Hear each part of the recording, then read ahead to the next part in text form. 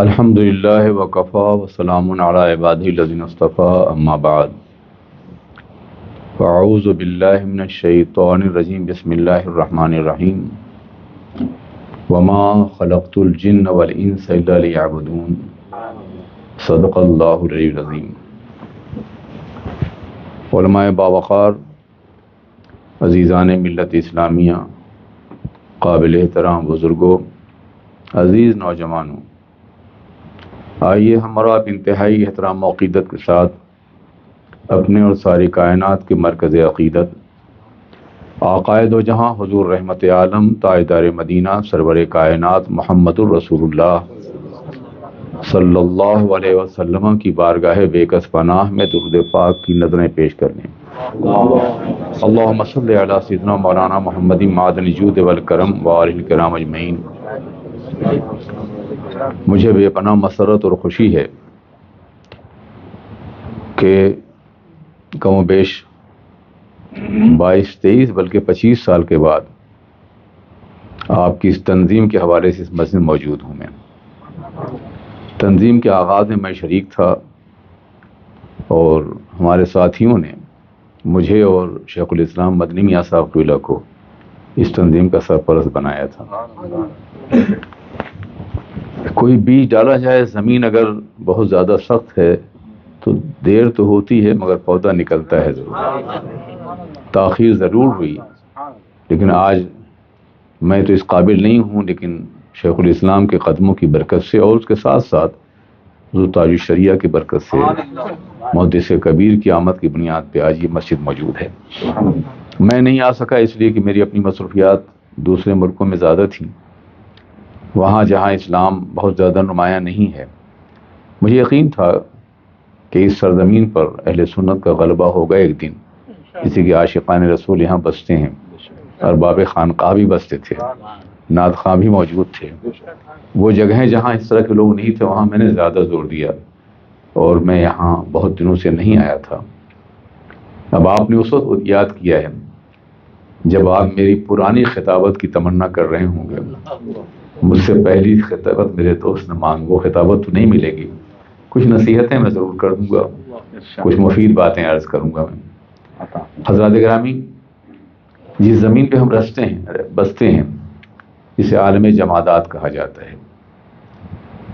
اردو جاننے والے جانتی ہیں، جامد دنیا ہے، غیر نامی دنیا ہے، غیر متحرک دنیا ہے، غیر حساس دنیا ہے۔ مولانا کی طرف توجہ ہے، یہ جمادات ہے۔ زمین کسی چیز کی محتاج نہیں ہوتی، زمین دوسروں کا احتیاج پورا کرتی ہے، اس لیے کہ اس کے اندر نمو نہیں ہے، بڑھنے کی صلاحیت نہیں ہے، اس لیے محتاج بھی نہیں ہے۔ مگر زمین کے اوپر رویدگی کی دنیا، عالم نباتات کہتے ہیں، پودے ہیں، درخت ہیں، پھول ہیں، پھلوں کی دنیا ہے، یہ نباتات کی دنیا ہے۔ یہ دنیا زمین کے اوپر ہے۔ اس دنیا کی مجبوری یہ ہے کہ اسے غذا کا احتیاج ہے۔ زمین غذا فراہم کرتی ہے پودوں کو، درختوں کو، پھلوں کو، اور پھر وہ پروان چڑھتے ہیں۔ کبھی آپ نے سوچا کہ ایک ننھا سا دانہ، ٹائم کتنا ہے حضور مکی صاحب فرمائیں، ٹائم کتنا ہے؟ اچھا ٹھیک، ایک ننھا سا دانہ آپ زمین کے سینے میں ڈال دیتے ہیں، اگر آپ کاشتکار ہیں یا آپ نے دیکھا ہے تو محسوس کریں گے، وہ ننھا سا دانہ اس زمین کے سینے میں دفن تو ہوتا ہے مگر مٹتا نہیں ہے۔ وہ زمین جو بڑے بڑے فرعونوں کے جسم کھا جاتی ہے، نمرودوں کی ہڈیاں چبا جاتی ہے، وہ زمین اس کی پرورش کرتی ہے۔ اس کے بعد آپ دیکھتے ہیں کہ کچھ دنوں کے بعد اس زمین سے ایک ننھی سی کوپل نکلتی ہے، اس پودے سے، اس دانے سے، اتنی نازک ہوتی ہے کہ بارش شبنم نہ برداشت کر سکے، مگر اتنی توانا ہوتی ہے کہ زمین کا سینہ چیر کے باہر آئی ہے، سبحان اللہ، بے شک پتھروں کے پہلو سے باہر آئی ہے۔ آپ اسے دیکھتے ہیں اور پھر جیسے ہی وہ ننھی سی کوپل سر اٹھاتی ہے تو پورا نظام فطرت اس پرورش میں لگ جاتا ہے۔ زمین غذا فراہم کرتی ہے، بارش غسل دیتی ہے، شبنم چہرہ دھلاتی ہے، وضو کراتی ہے، نسیم سحری جھولا جھلاتی ہے، موسم پھول کھلاتا ہے. یعنی ایک دانہ ہے جس کی پرورش کے لیے ساری کائنات لگی ہوئی ہے. سورج دودھ پلاتا ہے اسے. ہر گیا ہے کہ زمین رویت وحدہ لا شریک می گوید، برگ درختان سب در نظر ہوشیار، ہر ورق دفتریز معرفت کردگار، وفی کل شیء لہو آیت تدل علی انہ واحد. ہم کائنات پہ غور نہیں کرتے ہیں. کائنات کا ذرہ ذرہ خدا کی وحدانیت کی دلیل ہے، خدا کے وجود کی دلیل ہے. وہ ننھا سا دانہ اللہ کی وحدانیت کا اقرار کرتا ہوا نکلتا ہے.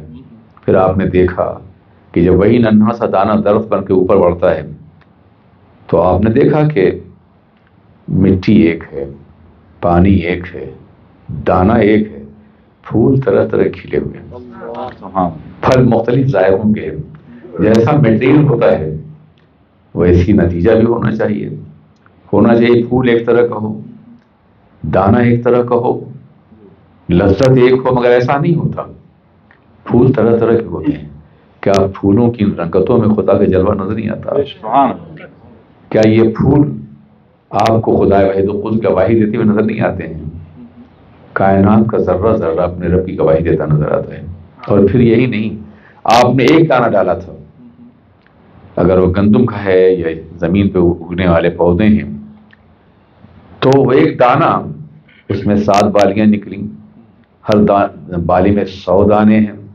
ایک دانہ ڈالا آپ نے اور کم از کم 700 دانے آپ کو ملے. اور اگر آپ نے آم کی گٹھلی لگا دی ہے یا کوئی پھل لگا دیا ہے تو ہر سال لاکھوں پھل آپ کو میسر آتے ہیں. اگر آپ اللہ کے راستے میں ایک دانہ خرچ کریں گے تو کیا وہ ہزاروں دانے نہیں عطا فرمائے گا؟ یہ تو آپ روز کا مشاہدہ کرتے ہیں، جائزہ لیتے ہیں. تو یہ ہے نباتات کی دنیا. نباتات کے مقابلے میں، پودوں کے مقابلے میں اس سے بڑی دنیا جو ہے وہ حیوانوں کی ہے. پہلے زمین ہے، جمادات کی دنیا ہے.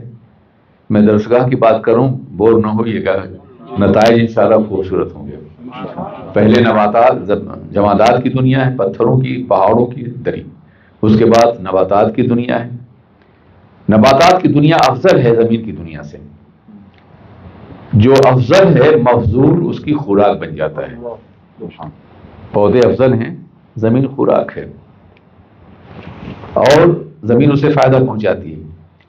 یہ نباتات کی دنیا جو ہے پودوں کی، اس کے اندر نمو ہے، بڑھنے کی صلاحیت ہے، زمین کے اندر نہیں ہے.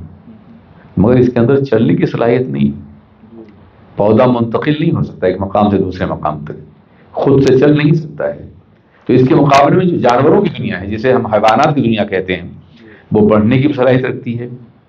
یہ دنیا چلنے کی بھی صلاحیت رکھتی ہے، منتقل ہونے کی بھی استعداد رکھتی ہے، انتقال مکانی کی بھرپور صلاحیت ہے اس کے اندر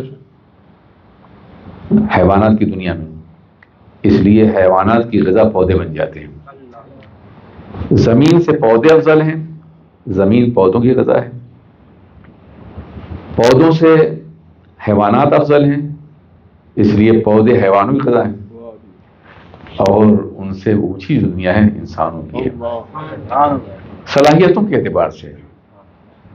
حیوان منتقل ہوتے ہیں اور قدرت انہیں کم از کم اپنے جینے بھر کا شعور بھی عطا کرتی ہے. ہر حیوان اپنی غذا پہچانتا ہے، وہ ہر جگہ منہ نہیں مارتا. وہ تو انسان ایک ایسا حیوان ہے جو ہر جگہ منہ مارتا ہے. پیداوار، یعنی آپ پھولوں کے باغ میں لے جائیں، جانور اپنی گھاس پہچانے گا، وہی کھائے جو قدرت نے اسے متعین کیا ہے. وہ نہیں کھائے گا جو اس کی غذا نہیں ہے، چاہے وہ کس قدر لہلہا رہا ہو. گلاب کی آبادی میں لے جائیں تو وہ اپنی گھاس کھائے گا. یہ شعور اللہ نے بخشا ہے، یہ شعور اسے اللہ نے عطا فرمایا ہے. اور حیوانوں کی دنیا میں پرندوں کی دنیا ہے، پرواز کرنے والے چرندے ہیں، پرندے ہیں، پرواز کرنے والی دنیا ہے. کتنی عظیم دنیا ہے، کبھی آپ نے سوچا اسے اپنی خوراک کے بارے میں کتنا احساس ہے. جب کبھی موسم سرد ہوتا ہے تو سائبیریا کے پرندے پاکستان میں آ کر کے اپنی غذا تلاش کرتے ہیں. سبحان اللہ سبحان اللہ. کئی ہزار میل کو پرواز کر کے آتے ہیں، وہ خالی پیٹ آتے ہیں، بھرے ہوئے پیٹ جاتے ہیں یہاں سے. موسم گزر جاتا ہے تو وہاں پر چلے جاتے ہیں. انہیں معلوم ہماری غذا دنیا میں کہاں ہے، کس مقام پر ہے، کس جگہ ہے. یہ شعور کس نے بخشا ہے، یہ احساس کس نے بخشا ہے، یہ ذہن کس نے عطا فرمایا ہے. ان ننھے سے پرندوں کے اندر اپنی غذا کے حصول کے لیے صلاحیت کس نے عطا فرمائی ہے. اور صرف پرندے ہی نہیں، دریا میں تیرنے والی مچھلیاں بھی ہیں. دیکھا ہوگا آپ نے، کبھی آپ نے غور کیا کہ ایک مچھلی ہے یہاں نظر نہ آئے تو اپنے ہاں دیہاتوں میں جو تالاب ہوتے نظر آتی ہے. ایک مچھلی جو بڑی ہے ماں ہے، اس کے انڈوں سے بہت سے بچے نکلے ہیں، اور وہ ننھے ننھے بچے اپنی ماں کے گرد حلقہ بنائے رہتے ہیں، دائرہ بنائے رہتے ہیں. سبحان اللہ. حلقہ بنانے میں زندگی بچ جاتی. سمجھا آپ نے؟ اللہ. وہ حلقہ ذکر ہو یا کوئی اور حلقہ ہو تو وہ حلقہ بنائے رہتے ہیں. آپ ایک کنکری پھینکیں، مار ڈوبی بچانے کے لیے تو بچے بھی غائب ہو گئے، اور پھر بچے بھی ابھر آتے ہیں. آپ اندازہ کریں اس ننھی سی مچھلی کے اندر ممتا کا کتنا بے پناہ جذبہ ہے. کیسی عظیم ماں ہے وہ کہ اپنے ہزاروں بچوں کی پرورش کر رہی ہے. اور جب بچے خود سطح سمندر پہ تیرنے کے قابل ہو جاتے ہیں تو ماں اپنی ذمہ داری پوری کر کے ختم ہو جاتی ہے. آج یہ ممتا ہے. آپ اندازہ کرتے ہیں اللہ رب العالمین ہے نا، کائنات کا پالنے والا ہے. درختوں کو وہی پال رہا ہے، پودوں کو وہی پال رہا ہے، پرندوں کو وہی پال رہا ہے، مچھلیوں کو وہی پال رہا ہے. اور مچھلیوں کے دل میں وہ ننھا سا جگر وہی دے رہا ہے نا. کون دے رہا ہے؟ رب تعالیٰ دے رہا ہے. اور اس کے بعد آپ مرغیاں تو آپ نے دیکھی ہوں گی، انڈے بھی دیکھے ہوں گے، ان سے بچے نکلتے ہیں. مرغیوں کے بچے آپ نے دیکھے ہوں گے. چیل ایک بچے کو اٹھا لے جاتی ہے تو ماں اڑنا نہیں جانتی، مگر 40 فٹ چیختے ہوئے ہم نے بچے کے لیے اوپر اڑتے ہوئے دیکھا ہے اسے. یہ درد، یہ جذبہ، یہ احساس، یہ ممتا کس نے دیا ہے؟ اس ننھے سی مخلوق کے اندر پروردگار عالم نے. اللہ کی قدرت کی یہ واضح نشانات ہیں جو ہمارے سامنے بکھرے ہوئے ہیں، جس کو ہم محسوس کرتے ہیں. مگر ہر ماں کے اندر ایک جذبہ رحم ہوتا ہے. اس لیے ماں کی اس تھیلی کو انسان کی ماں کے رحم کہتے ہیں. یہ رحمت سے مشتق ہے، مشتق ہے، اسے رحم کہتے ہیں. آپ جانتے ہیں اللہ رحمان اور رحیم ہے، سرور کائنات رحمت للعالمین ہے.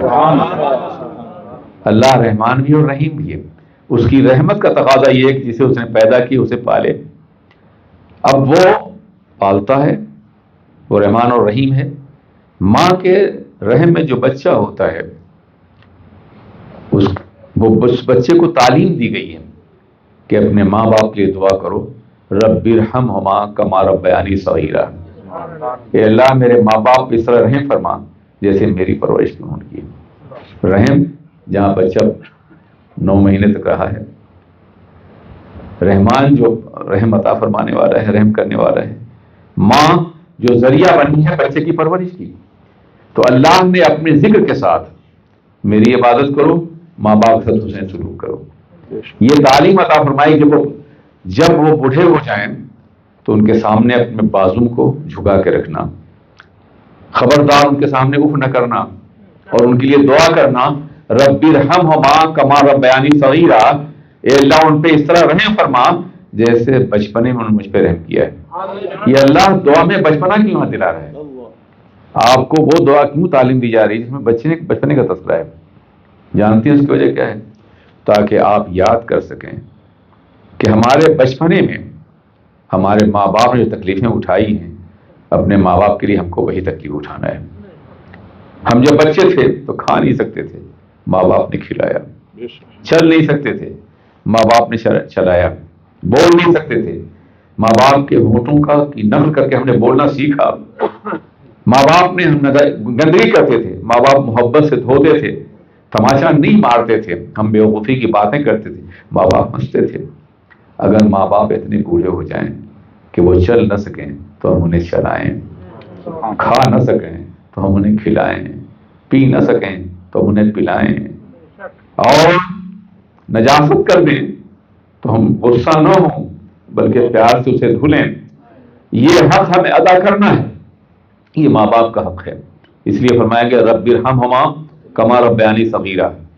میرے عزیز ساتھیو، یہ میں نے بہت وسیع موضوع شیئر دیا ہے، ٹائم شاید نہ وقت. جب میں آپ سے پوچھنا چاہتا ہوں، کیا یہاں کے بچوں میں یہ جذبہ پیدا ہو رہا ہے؟ کیا قرآن پاک کی آیات یہاں کے نوجوانوں کے ذہن میں ہیں؟ کیا وہ اپنے ماں باپ کے اتنے ہی وفادار ہوں گے ان کی ہر بات برداشت کر سکیں؟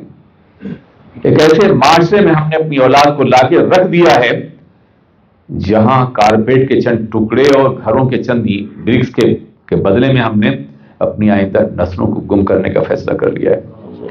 میں نے بارہا کا اور آج بھی کہہ رہا ہوں کہ ہم یہاں ناؤ اور نیور کی کنڈیشن میں آج یا پھر کبھی نہیں.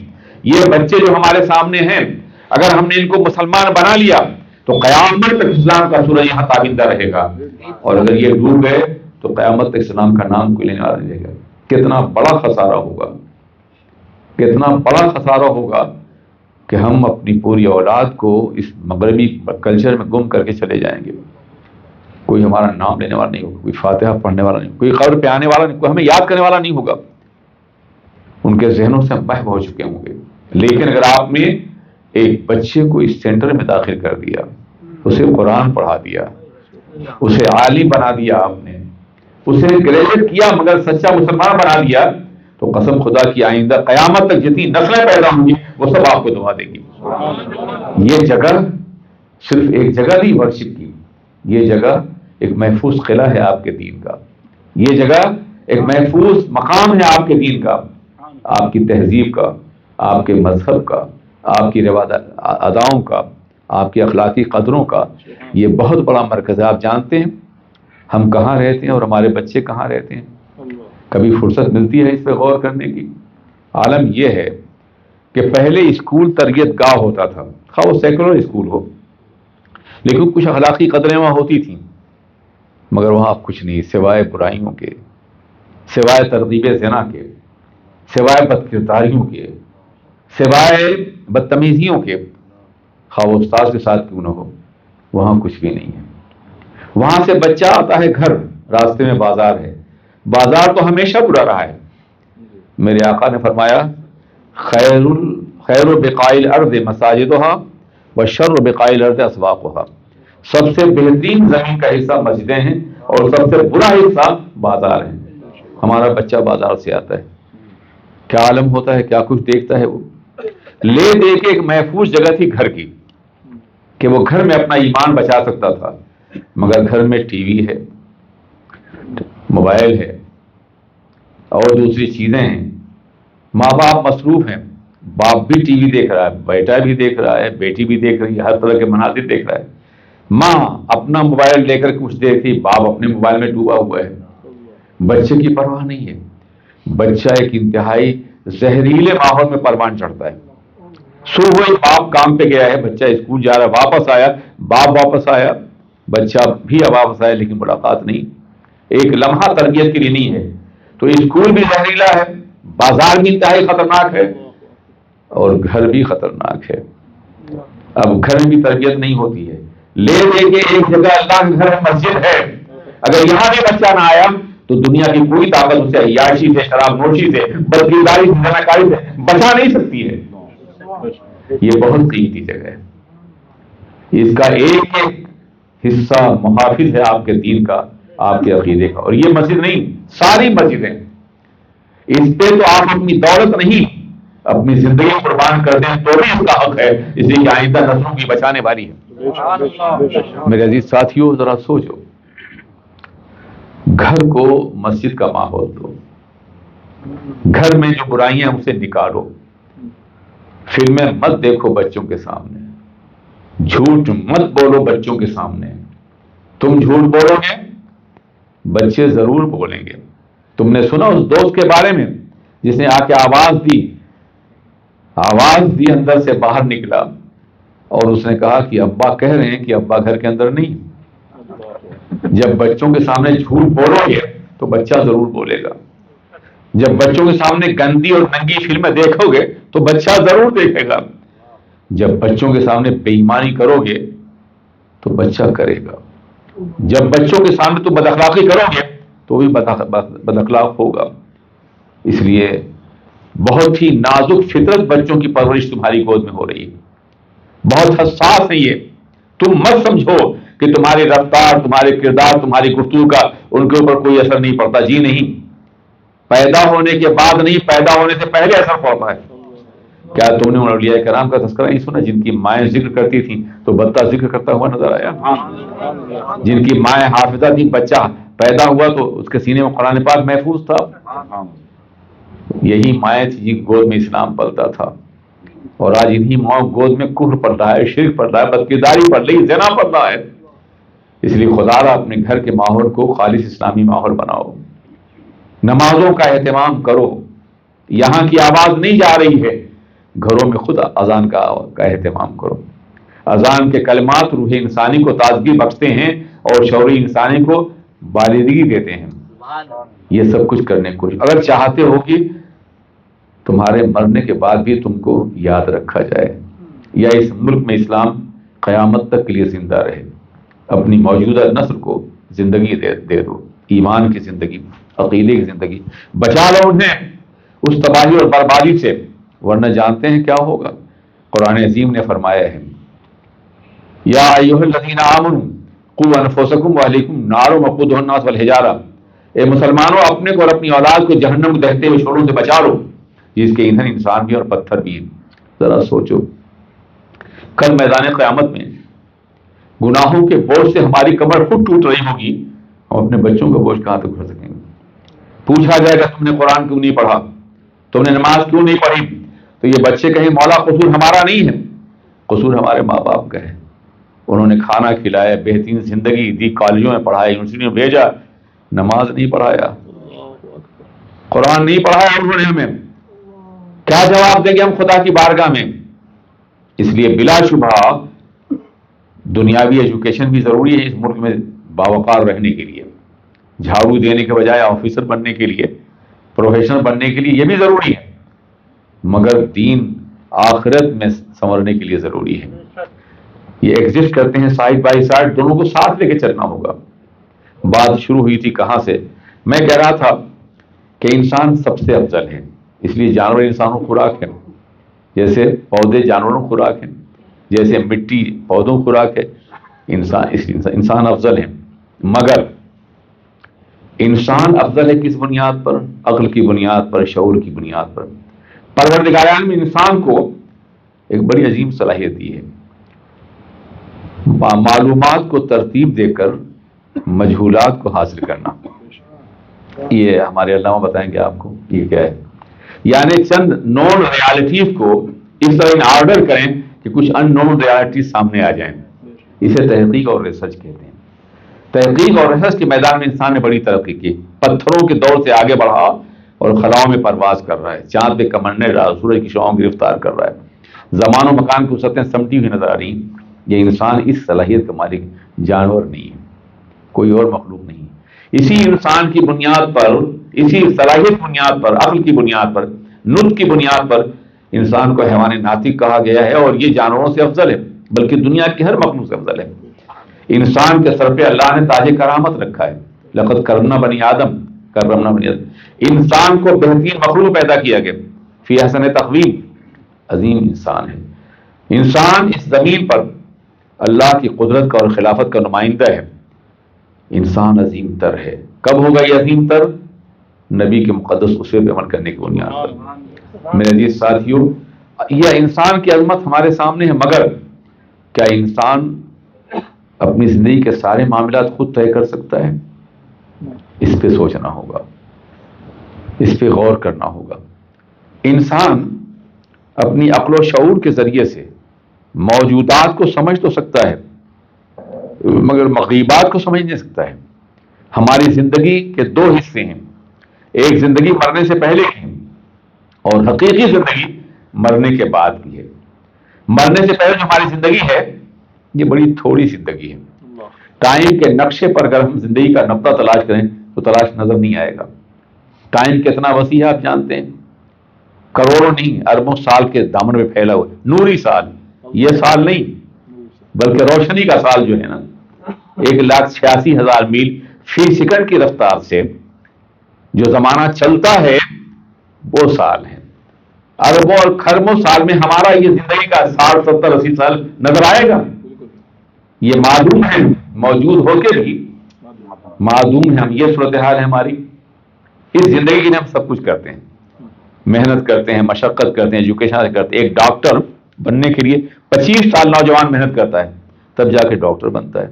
میرے عزیز، چند سالوں کی زندگی اور چند لمحوں کی زندگی کے لیے اتنی محنت کرتے ہو تاکہ عزت حاصل کر سکو، اور وہ زندگی جنت میں ہمیشہ ملنے والی ہے، اس کے لیے کوئی کوشش نہیں ہے. 5 وقتہ نماز تک نہیں، اللہ کی بارگاہ میں سجدہ تک نہیں. جہاں جانا ہے اور ہمیشہ جانا ہے. یہ اسلام کی خوبی ہے، اسلام کی عظمت ہے کہ دنیا میں کوئی ایسا فلسفہ نہیں، فلسفہ حیات، جس میں یہ بتایا گیا ہو کہ ماں کے پیٹ سے پہلے تم کہاں تھے، اور جس میں یہ بتایا گیا ہو کہ قبر کے بعد کہاں ہوگے. دنیا کی ہر فکر، دنیا کا ہر فلسفی، ارسطو سے لے کر کے آئنسٹائن تک، سبھی یہ کہتے ہیں کہ انسان کا آغاز ماں کے پیٹ سے ہے، انجام قبر تک ہے. مگر اسلام کا نظریہ بالکل مختلف ہے. انسان ماں کے پیٹ سے بھی ہزاروں سال پہلے کہیں موجود تھا، اور مرنے کے بعد بھی کروڑوں سال کہیں موجود ہوگا. ہم فنا نہیں ہوتے ہیں، راستہ بدل جاتا ہے، انداز حیات ہو جاتا ہے. مر کے ٹوٹا ہے کہیں سلسلہ قید حیات. فرق اتنا ہے کہ زنجیر بدل جاتی ہے. موت تجدید مذاق زندگی کا نام ہے. موت کے پردے میں بیداری کا ایک پیغام ہے. مرنے کے بعد زندگی شروع ہونے سے پہلے بھی تھی. کبھی تم نے سوچا، قرآن پڑھا، ہمارے اللہ نے کب پوچھا تھا الستو بربکم، کیا میں تمہارا رب نہیں؟ یہ سوال کیا گیا تھا نا. کب کیا گیا تھا؟ جب ہم عالم ارواح میں تھے، جب ہماری روحیں انسان کے کالبد خاطی میں نہیں ہے، تب پوچھا گیا تھا. پتا چلا کہ ہم انسان موجود ہی نہیں تھے صرف، بلکہ سنتے بھی تھے اور جواب بھی دیتے تھے، اور ہم اللہ کے مخاطب تھے. دنیا میں تو صرف رسول مخاطب ہوتے ہیں، مگر دنیا میں آنے سے پہلے ہر انسان اپنے اللہ کا مخاطب تھا. اللہ سے کلام کیا اس نے. اللہ نے پوچھا کیا میں تمہارا رب نہیں ہوں؟ ہم نے کہا ہاں تو ہمارا رب ہے. کیوں نہیں؟ تو ہی ہمارا رب ہے. وہاں وعدہ کر کے یہاں بھول گئے. یہاں ہم نے رب کو رب نہیں پہچانا، اپنے خدا کو رب نہیں مانا، اپنے معبود کو نہیں مانا. لیکن خیر، یہ دنیا کی اپنی روش ہے. لیکن ہم پہلے موجود تھے. مرنے کے بعد بھی ہم جنت میں موجود رہیں گے انشاءاللہ، آپ بھی اور ہم بھی، اگر یہ مسجد آباد رہے گی تو. یہ جنت کی ضمانت ہے، سمجھا آپ نے. اگر سجدے آباد رہیں گے، پیشانی میں عبادت موجود رہے گی.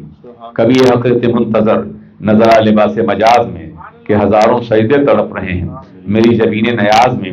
سجدوں میں رب کو دیکھنا چاہتے نہیں لے سکتے، وہاں دیکھیں گے انشاءاللہ، مگر سب سجدے حقیقی ہوں. تو میں عرض کرنا چاہتا ہوں کہ انسان دنیا میں موجودات کو سمجھ سکتا ہے، مغیبات کو نہیں. مگر ایک ذات ایسی بھی ہے سبحان اللہ، جس نے اس دنیا کی خبر دی ہے، جو حقیقی دنیا ہے، جو دائمی دنیا ہے، جو ازلی دنیا ہے، جو ہمیشہ کی دنیا ہے. انسان علم حاصل کرتا ہے حواس خمسہ کی بنیاد پر. کیا ہیں یہ حواس؟ آپ جانتے ہیں، چھونا، چکھنا، سونگنا، دیکھنا اور سننا. یہ حواس انسان کو دیے گئے ہیں علم حاصل کرنے کے. مگر ان حواس کے ذریعے سے قبر میں کیا ہوگا، جنت میں کیا ہے، دوزخ کس کا نام ہے، خدائے خلیل الجبار کی ذات کیا ہے، یہ حواس اس کا پتہ نہیں دیتے. ان حواس کے لیے اللہ نے نہیں بھیجے. سبحان اللہ، ان حواس سے آگے تعلیم کے لیے. حواس موجودات کی خبر دیتی ہے جو ہمارے سامنے ہے، مگر حواس عالم آخرت کی خبر نہیں دے سکتے. سرور کائنات کو اس لیے پیدا کیا گیا کہ وہ ہمیں اس دنیا کی خبر دیں، اس دنیا کے لیے باضابطہ دعوت دے سکیں، اس دنیا کا پیغام عطا فرما، اس دنیا کا نظام میں عطا فرما سکیں. اس لیے تمام انسانوں کو حواس خمسہ دیے گئے 5 حصے، مگر نبی کو وحی پاک دی گئی. وحی پاک. اب جس طرح سے درخت، مٹی ترقی کر کے درخت نہیں بن سکتی، درخت ترقی کر کے جانور نہیں بن سکتا، جانور ترقی کر انسان نہیں بن سکتا، انسان ترقی کر کے نبی نہیں بن سکتا. اس لیے کہ انسان کو حواس دی گئی ہیں اور نبی کو وحی الہی دی گئی ہے.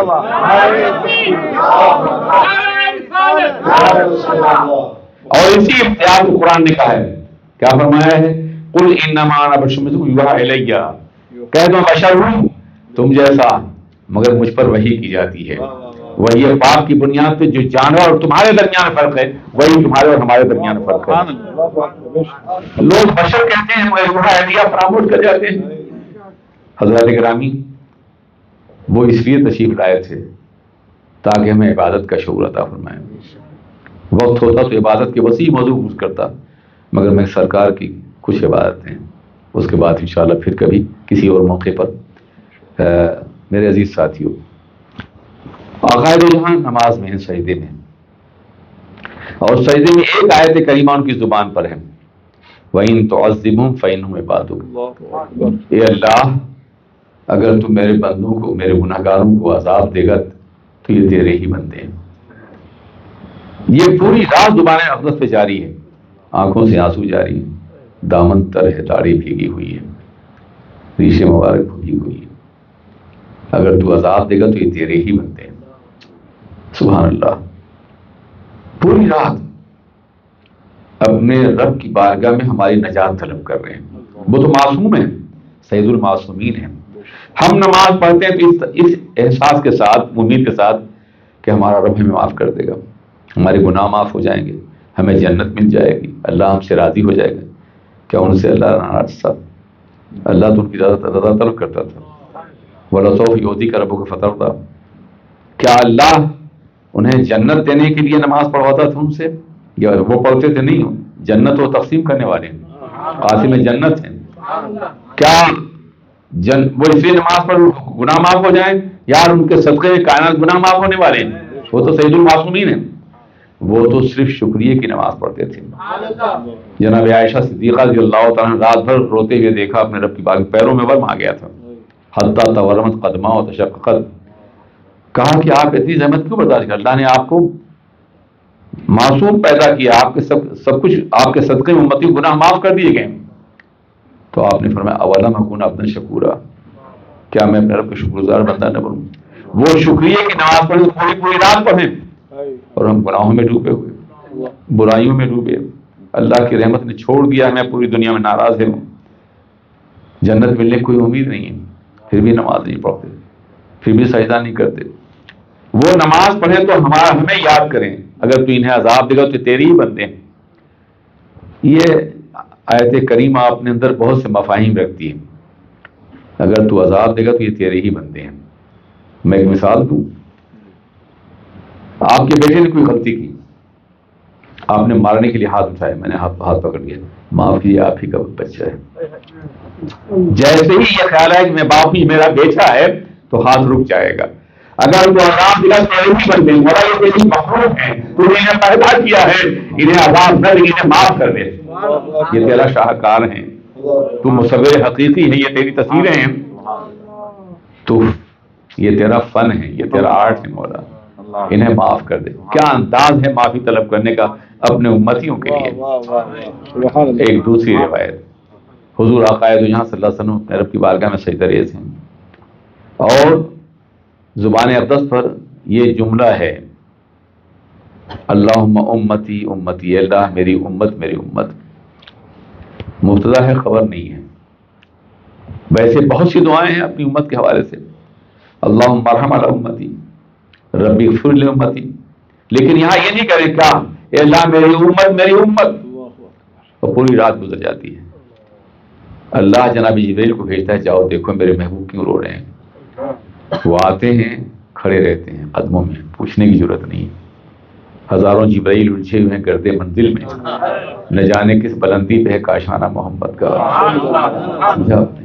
صد ہزارہ جبرائیل نظر رکاب پر سمیٹے ہوئے کھڑے ہیں، جرأت نہیں پوچھ سکیں، دیکھتے رہتے ہیں، چلے جاتے ہیں، کہتے ہیں اے اللہ تیرے نبی تیرا محبوب اپنے امتیوں کے بارے میں بہت غمزدہ ہے، اس کی زبان پہ امت امت کا لفظ ہے، تو اللہ فرماتا ہے جاؤ کہہ دو میرے محبوب سے کہ میں ان کی امت کے بارے میں ان کو راضی کروں گا۔ تو آقا فرماتے ہیں، سر اٹھاتے ہیں خوشی سے، فرماتے ہیں جب تو میں اس وقت تک راضی نہیں ہوں جب تک میرا ایک امتی بھی جہنم میں جائے گا۔ سبحان اللہ، خوش ہو گئے آپ؟ امتی تو ہیں نا، جنت میں جائیں گے؟ نہیں، یہ خوشی عارضی ہے آپ کی، You have to prove that you are the ummah of the Prophet sallallahu alaihi wasallam. آپ کو ثابت کرنا کہ آپ حضور کے امتی ہیں. کیا آپ ڈیزرو کرتے ہیں آپ امتی کہیں؟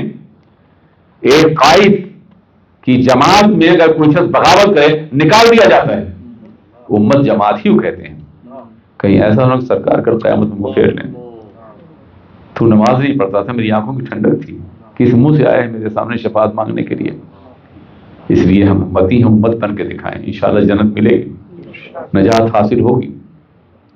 اگر سارے اعمال نہیں ممکن ہیں، لطیف اعمال تو کم از کم جو ظاہری اعمال ہیں اس پہ تو عمل کریں ایک مسلمان کی حیثیت سے. حضرات گرامی، یہ کہ اے اللہ انہیں معاف کر دے، اے اللہ میری امت. اس کو ایک مثال سے یہ سمجھائیں ہم. آپ ایک بچہ ہے جو بیمار ہے، بخار ہے، دودھ نہیں پیتا، کھانا نہیں کھاتا ہے، روتا رہتا ہے، نیند نہیں آتی. ماں اپنے بچے کو لے کے ڈاکٹر پر جاتی ہے اور سمجھاتی ہے، کچھ جو ہے وہ کچھ نہیں جو بھی، کہ بیمار ہے، سوتا نہیں ہے، دودھ نہیں پیتا ہے، وغیرہ وغیرہ.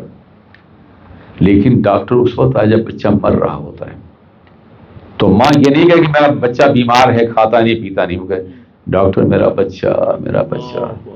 اللہم امتی امتی، اللہ میری امت. یہ نبی کے بے پایہ درد کا احساس ہے. کاش آپ اسے محسوس کریں. آج کے بعد نماز نہ چھوڑیے گا، بچوں کی صحیح تربیت کی جائے، ایمان پہ قائم رہنے کی کوشش کیجیے. یہ پیغام ہے. اللہ ہم پہ اپنا فضل. السلام علیکم.